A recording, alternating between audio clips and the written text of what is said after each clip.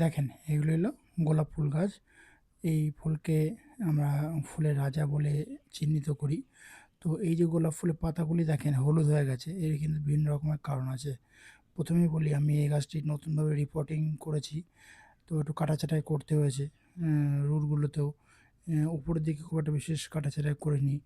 তো সেই জন্য কিন্তু দেখেন এরকম পাতা কিন্তু হলুদ হয়ে যেতে পারে।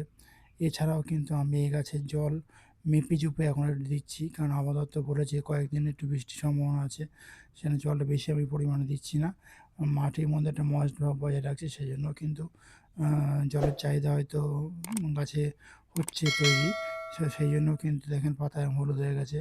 আবার অনেক সময় কীটনাশকের পরিমাণটাও কিন্তু দেখেন বেশি পরিমাণে হওয়ার ফলেও কিন্তু পাতার উপরে দেখেন কালো ছোপ ছোপ দাগ হয়ে গেছে এবং পাতা দেখেন এরকম হলুদ হয়ে শুকিয়ে যাচ্ছে।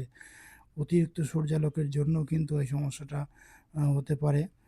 তো অ্যাকচুয়ালি ঠিক আমি জানি না কোনটা কারণে এটা হচ্ছে। তো এতে চিন্তার কোনো কারণ নেই।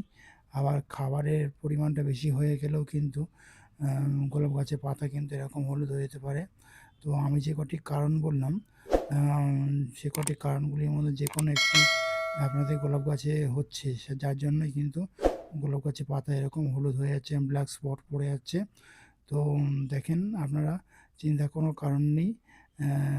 নতুন কাজ রিপোর্টিং করার পরেই কিন্তু এই গাছের এরকম অবস্থা হবে। কিন্তু দেখেন এই পাতাগুলি দেখেন সবুজ ঝাঁ চকচকে রয়েছে, চিন্তার কোনো কারণ নেই।